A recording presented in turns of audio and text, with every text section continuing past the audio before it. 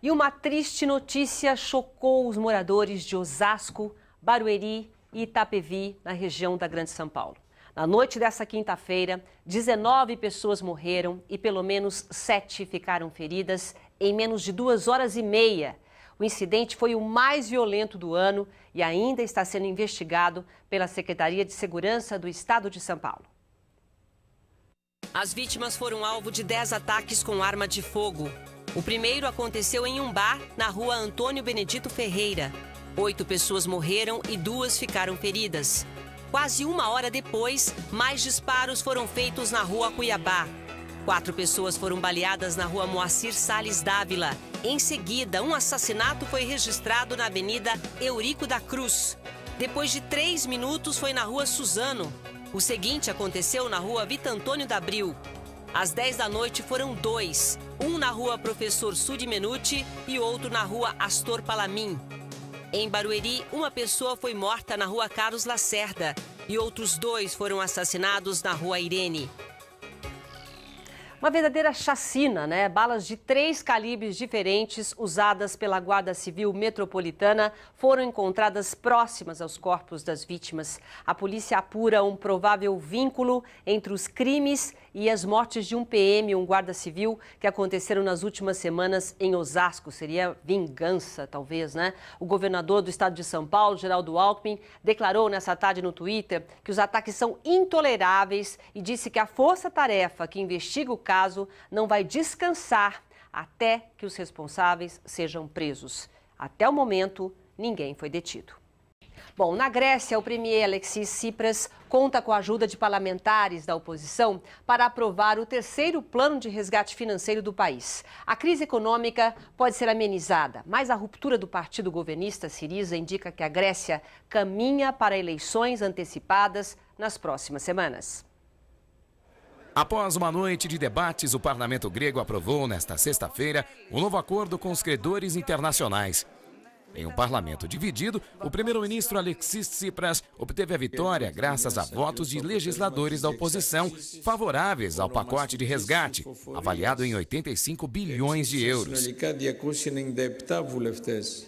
Dirigindo-se ao parlamento antes da votação, Tsipras pediu aos legisladores que fizessem a escolha necessária para a nação, advertindo fortemente contra a opção de um empréstimo temporário, que recolocaria a Grécia numa crise sem fim.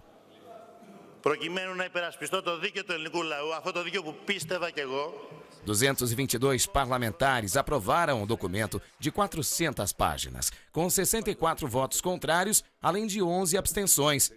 No entanto, a votação mostrou uma ruptura dentro do governo Tsipras. Somente 118 dos 162 membros da coalizão votaram a favor do 3º acordo em 5 anos com as instituições internacionais. Com isso, o apoio a Tsipras entre a sua bancada esteve abaixo da margem limite de 120 parlamentares necessários no legislativo de 330 assentos para governar o país. Segundo a imprensa grega, Tsipras segue no comando do governo até Atenas receber a primeira remessa do resgate financeiro. Em seguida, ele deve comparecer perante o parlamento para pedir por um voto de confiança. E a oposição conservadora, Nova Democracia, já anunciou que não votará a favor do premier, posição que será compartilhada por parlamentares anti-austeridade do partido de Tsipras, o Syriza. Caso seja confirmado, esse cenário configura a realização de eleições antecipadas já no primeiro mês. Atenas e seus credores chegaram ao acordo na terça-feira, após 23 horas de reunião. O acordo prevê cortes de gastos e aumento de impostos. O pacto ainda precisa passar por uma série de parlamentos, incluindo o alemão. A conclusão do acordo abre caminho para a Grécia liquidar uma dívida de 3 bilhões e 200 milhões de euros com o Banco Central Europeu, que vence na próxima quinta-feira. Caso Atenas não honre o débito, a autoridade monetária da zona do euro pode cortar a ajuda ao país, o que significaria o colapso da economia grega. Na França, um aplicativo para celulares faz com que deficientes visuais participem das aventuras de se fazer uma trilha na mata. Atravessar o Parque Nacional de Vosges, na França, é uma viagem complicada para quem faz trilha, de profissionais a amadores. Imagina para deficientes visuais. É um campo minado em potencial. Mas novas tecnologias desenvolvidas pela Universidade de Estrasburgo tornam possível o desafio para cegos. Um GPS instalado num celular mostra ao portador em qual direção seguir. Este grupo já consegue percorrer 60 quilômetros em terreno com subidas e descidas. O objetivo é que eles decifrem o ambiente com sua bengala e continuem pela pista de caminhada, como fariam em um ambiente urbano. O aplicativo apenas ajuda a guiá-los na direção certa, explicou a pesquisadora Laurence Hassanet. O aplicativo nos smartphones atualiza a cada 10 segundos, o que ajuda numa encruzilhada ou para perigos no caminho. Isso nos dá orgulho, pois sabemos que, de alguma forma, estamos fazendo parte de uma aventura que pode trazer benefícios para as pessoas cegas, disse Nicolas Binder, vice-presidente de uma comissão para deficientes visuais. Ainda sem data para chegar no mercado, a inovação abriu novas portas para aqueles que não podem ver paisagens enquanto caminham. Em esperado depoimento na manhã dessa sexta-feira, o premier japonês Shinzo Abe reitera o remorso pelas agressões do Japão na Segunda Guerra Mundial. O primeiro-ministro do Japão se comprometeu nesta sexta-feira a manter as sinceras desculpas expressadas por anteriores governos por conta das agressões do Japão a países vizinhos. Abe discursou num esperado evento que marca os 70 anos do final da Segunda Guerra Mundial. A declaração será analisada com grande atenção pela China e Coreia do Sul, países que estão entre as principais vítimas do imperialismo japonês antes e durante a disputa. Autoridades de Pequim e Seul reivindicam com insistência que o conservador governo japonês formule uma desculpa clara. O Japão já expressou de forma repetida seus sentimentos de profundo arrependimento e sinceras desculpas por suas ações durante a guerra, disse Abe, que também se referiu às invasões do Japão.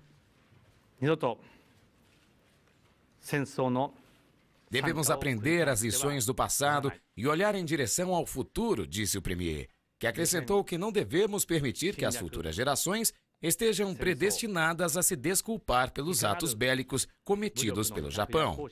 Em alusão ao contexto histórico da Segunda Guerra Mundial, o primeiro-ministro disse que o mundo se encontrava sob as ondas do colonialismo, com as potências do leste como epicentro, e indicou ainda que essas ondas chegaram até a Ásia. Segundo Abe, o Japão foi responsável por danos e sofrimentos imensuráveis sobre gente inocente. Durante o discurso, ele ainda destacou que o país asiático nunca deveria voltar a recorrer às ameaças ou à força, nem a protagonizar incidentes, agressões ou guerras. Muitas mulheres viram sua honra e sua dignidade gravemente danificados, disse Abe, no que pode ser considerada a única referência ao uso de escravas sexuais por parte do exército imperial japonês durante a ocupação da China e da Coreia. As relações entre o Japão e seus vizinhos asiáticos se deterioraram após a chegada de Abe ao poder devido a seus atritos sobre fatos históricos relacionados com as agressões bélicas japonesas e as suas disputas territoriais. Além disso, o primeiro-ministro do Japão é visto com desconfiança por suas iniciativas revisionistas e por ter impulsionado uma reinterpretação do artigo pacifista da Constituição do Japão. A Embaixada dos Estados Unidos foi reinaugurada nesta sexta-feira em Havana, capital de Cuba. A cerimônia foi conduzida por John Kerry, primeiro secretário de Estado americano a visitar o país em 70 anos. O hasteamento da bandeira americana no prédio da embaixada, pela primeira vez em 54 anos, marca uma reaproximação histórica entre os dois países. A cerimônia teve início por volta das 11 horas da manhã desta sexta-feira e centenas de pessoas aguardavam ansiosas. O primeiro secretário de Estado americano, John Kerry, conduziu a reabertura oficial. My friends, it doesn't take a GPS to realize that the road. Em seu discurso, Kerry afirmou que o isolamento mútuo e estranhamento entre os dois países não era o caminho certo. Esse é um momento para ambos seguirem em direções mais promissoras. Ele afirmou ainda que uma democracia genuína na qual possam escolher livremente seus governantes é a melhor opção para os cubanos, embora tenha dito que são eles que devem definir seu futuro. The policies of the past have not led to a democratic transition in Cuba. Nossas políticas do passado não conduziram a uma transição democrática aqui em Cuba. Seria pouco realista esperar que a normalização de relações tenha um impacto transformador no curto prazo, assinalou Kerry.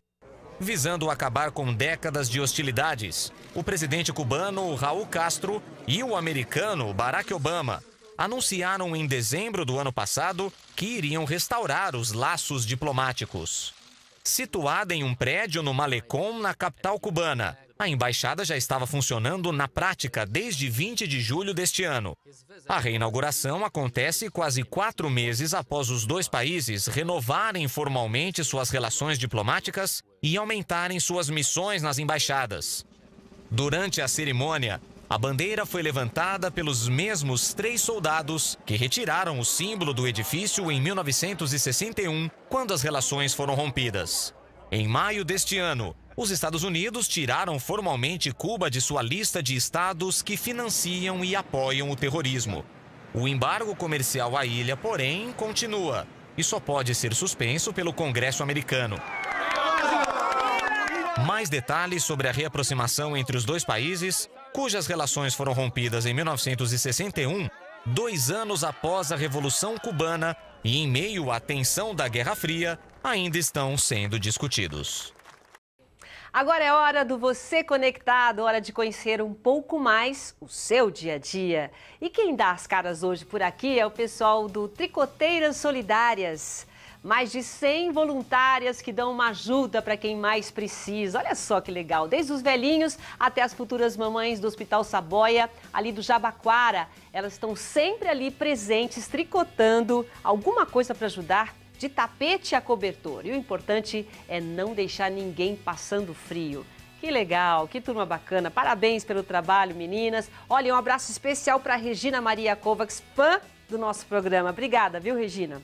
E você aí de casa, conta a sua história. Como é que é seu caminho? Tem algo diferente aí no seu bairro ou alguém que faz algo bacana? Compartilha com a gente no nosso WhatsApp Viber. O número é o seguinte, 11 9 4814 3155. Pode ser um vídeo ou uma foto, como as meninas fizeram, tanto faz. E se der de preferência, você tira com o celular deitado para ajudar a gente aqui, tá bom? Estamos esperando a sua mensagem.